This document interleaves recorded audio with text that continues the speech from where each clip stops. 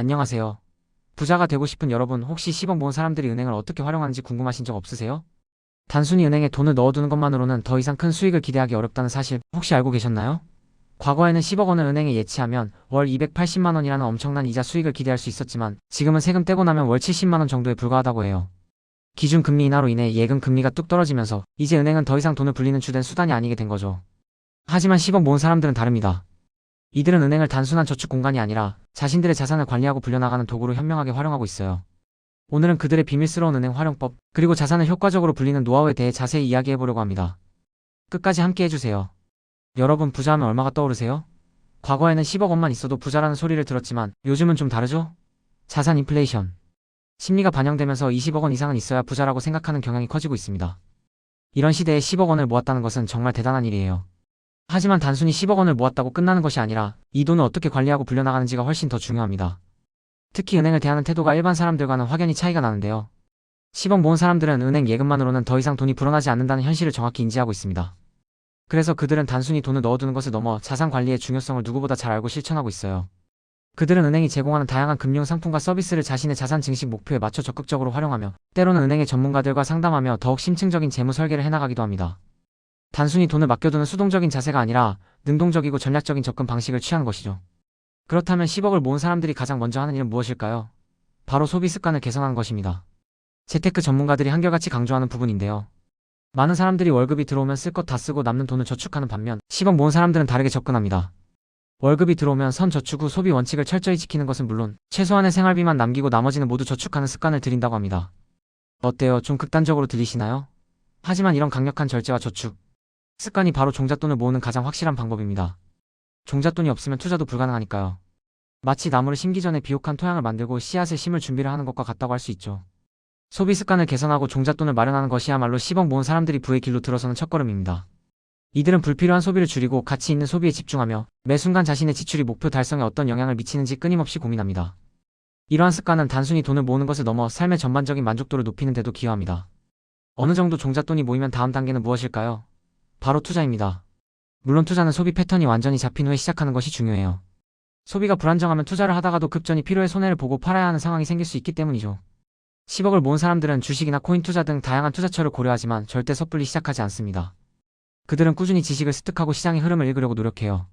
마치 농부가 씨앗을 뿌리기 전에 땅을 연구하고 작물에 대해 공부하는 것처럼 말이죠. 이들은 단순히 카더라 통신에 의존하는 것이 아니라 스스로 공부하고 분석하며 자신만의 투자 원칙을 세웁니다.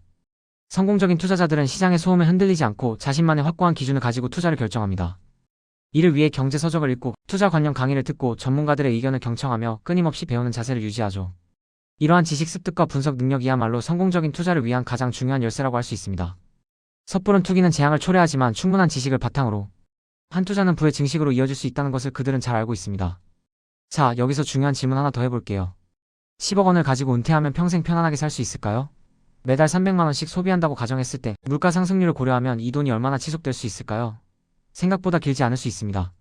그래서 10억 모은 사람들은 은퇴 자금 관리에도 매우 신경을 씁니다. 단순히 10억 원을 현금으로 가지고 있는 것이 아니라 이 자산을 어떻게 지키고 또 늘려나갈지 고민해요. 부동산 투자나 안정적인 배당주 투자 등 다양한 방법을 통해 자산이 인플레이션에 잠식당하지 않도록 관리하는 것이 중요하다고 생각합니다. 이들은 끊임없이 공부하고 새로운 투자처를 모색하며 자신의 자산을 능동적으로 관리합니다. 이들은 돈이 일하게 만드는 방법을 아는 거죠. 은퇴 후에도 소득이 끊기지 않도록 파이프라인을 구축하거나 자산에서 꾸준히 현금 흐름을 창출할 수 있는 방법을 연구합니다. 예를 들어 임대 수익을 창출하는 부동산, 배당금을 지급하는 주식 또는 연금 상품 등을 복합적으로 활용하여 은퇴 후에도 안정적인 생활을 유지할 수 있도록 철저히 준비하는 겁니다. 이러한 전략적인 접근 방식은 단순한 저축을 넘어 삶의 질을 높이는 중요한 요소로 작용합니다. 그럼 10억 모은 사람들은 왜 이렇게까지 자산 관리에 열을 올릴까요? 그들은 시간이라는 자원이 얼마나 강력한 무기인지 누구보다 잘 알고 있습니다. 거대 자본은 단기적인 이익을 추구하지만 개인 투자자는 장기적인 관점에서 복리의 마법을 누릴 수 있습니다. 이들은 단순히 은행에 돈을 묻어두는 것이 아니라 자신들의 자산을 끊임없이 성장시키기 위해 노력합니다. 마치 씨앗을 뿌리고 물을 주고 햇볕을 쬐어주듯 자신의 투자 포트폴리오를 꾸준히 관리하고 성장시키는 거죠. 워렌 버핏이 말했듯이 잠자는 동안에도 돈이 들어오는 방법을 찾지 못하면 당신은 죽을 때까지 일해야 할 것이다 라는 말을 이들은 깊이 새기고 있습니다. 그래서 그들은 단기적인 시장 변동에 일희일비하지 않고 장기적인 안목으로 꾸준히 투자하며 복리의 힘을 극대화합니다. 이는 마치 눈덩이를 굴리듯 시간이 지날수록 자산이 기하급수적으로 불어나는 마법과 같습니다. 인내심과 꾸준함이 그들의 가장 강력한 무기인 셈입니다. 또한 이들은 강력한 마인드셋을 구축합니다. 멘탈의 중요성은 아무리 강조해도 지나치지 않죠. 투자는 언제나 변동성을 동반합니다.